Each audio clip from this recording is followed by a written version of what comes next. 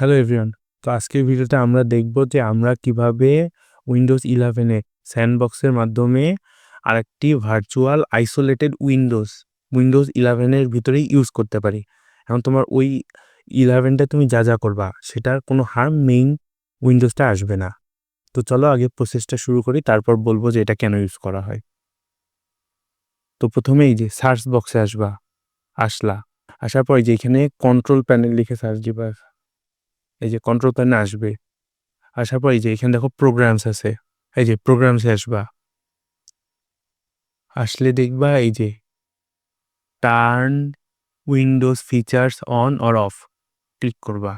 এখানে দেখো অনেক কিছু আছে। তুমি যদি এখানে কিবোর্ড যখন ডাব্লু লেখো, দেখো ডাব্লু দিয়ে যা যা আছে তা চলে আসবে। এই দেখো এখানে আছে উইন্ডোজ স্যান্ডবক্স, এটা আমরা টিক চিহ্ন দিব, দিয়ে ওকে দিব।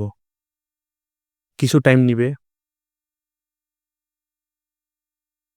নিচ্ছে। ওই দেখো সার্চিং ফর রিকোয়ার্ড ফাইলস, দেখো কমপ্লিট। এখন আমাদের কি করতে হবে? পিসিটা রিস্টার্ট দিতে হবে।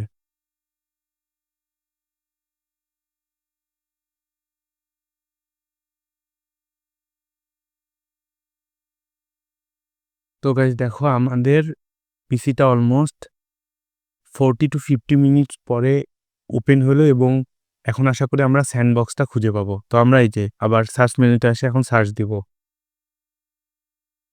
এই দেখো উইন্ডোজ স্যান্ডবক্স, আমরা এটা কি করব? ক্লিক করব। তো এটাও কিছু টাইম নেবে।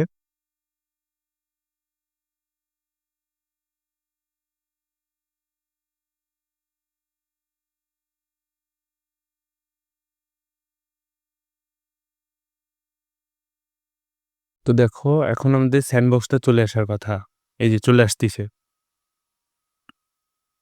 আচ্ছা, আরেকটা কথা, যাদের র্যাম 8 জিবি তারা এটা ট্রাই না করা বেটার। তো গাইস দেখো আমাদের এই যে উইন্ডোজের ভিতরে আরো একটা উইন্ডোজ চলে আসছে। দেখো আমরা এর ভিতরে যে কোনো কিছু কপি করে নিয়ে যেতে পারি না, বাই ডিরেকশনাল সেটিংটা ঠিক করতে হয়। শেয়ার ফোল্ডার, ও এই যে এইভাবে শেয়ার করতে হয়। দাঁড়াও এই যে স্ক্রিনশটটা শেয়ার করে দিই। এই যে যদি কোনো কিছু শেয়ার করতে হয়, যে এখানে ক্লিক করবা, তারপরে শেয়ার ফোল্ডার, এখানে ডাইরেক্ট শেয়ার করতে পাবা। এখন দেখো এটাই তোমার ভার্চুয়াল উইন্ডোজ। দেখো এখানে এই যে অ্যাবাউট সেটিংটা কোথায় এখানকার,